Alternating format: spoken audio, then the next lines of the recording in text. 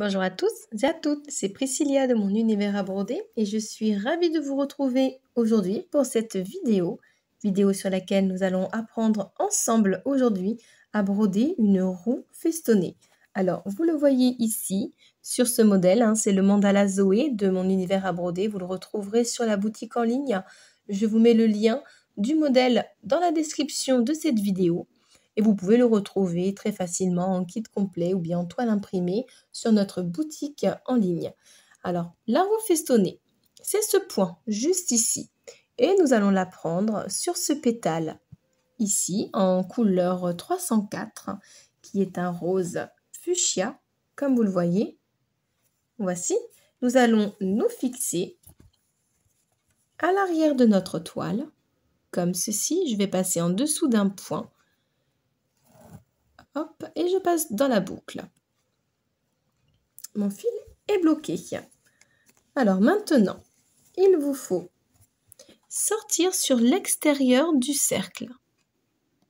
Prenez bien soin d'avoir votre modèle, de dessiner bien rond afin d'avoir une roue festonnée le plus régulière possible. Vous voyez, là elle est relativement ronde, mais au tout début, quand vous allez apprendre à broder ce point, il vous est possible qu'elle ne soit pas tout à fait ronde parce que vous avez besoin de vous entraîner et donc surtout d'apprendre à bien faire des points réguliers.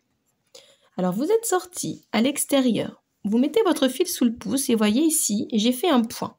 Sur mes modèles, quand je vous propose de faire des roues festonnées, vous le voyez, je vous aide toujours avec des petites astuces. Ici, je vous fais un petit point. C'est le centre de notre roue festonnée. Donc je viens me piquer au centre.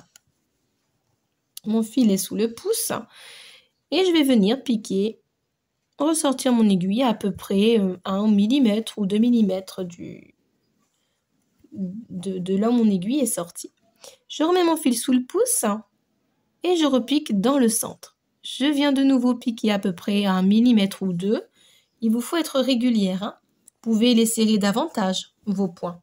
Vous aurez un effet plus rempli et les espacer davantage pour avoir quelque chose de plus espacé. Et puis vous continuez. C'est ni plus ni moins un point de feston, mais en rond, tout simplement. Donc là, la difficulté, c'est vraiment de garder cette forme bien ronde à cette roue. Donc, placez bien votre fil sous le pouce.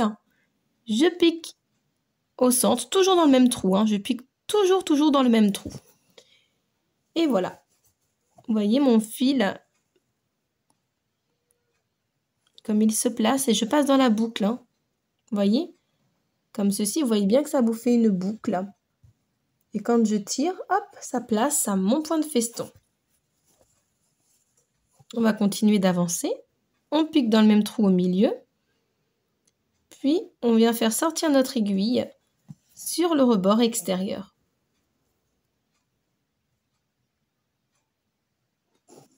Comme ceci. Et on va continuer d'avancer. En piquant dans le même trou, puis dans le contour de notre roue. Au milieu, on pique à l'extérieur et on passe dans la boucle. Et on fait avancer notre ouvrage. Vous voyez, on a déjà fait la moitié de cette roue festonnée. Et vous voyez bien, l'espace entre mes points est relativement régulier puisqu'on retrouve le même espace où on voit la toile blanche au travers de mes points rose fuchsia.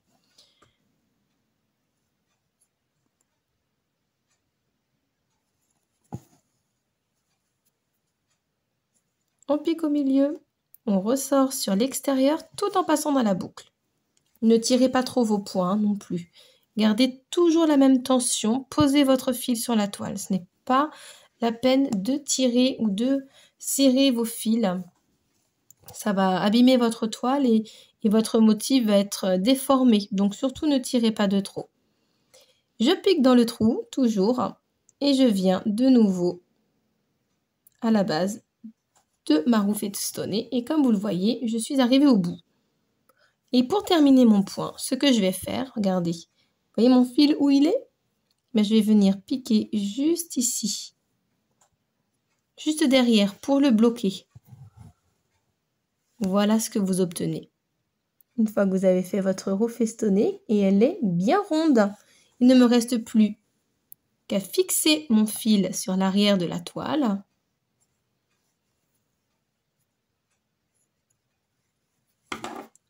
À couper à ras, comme ceci. Et voilà, vous avez appris ce point qui est le point de roue festonnée. J'espère que cette vidéo vous a plu. Si c'est le cas, je vous invite à la liker, à nous laisser un petit commentaire et même à vous abonner à la chaîne pour retrouver plein d'autres points qui pourraient vous permettre de broder tous vos modèles de broderie, des points débutants ou un petit peu plus compliqués. Voilà, j'espère vous retrouver très bientôt. Prenez soin de vous. Bye!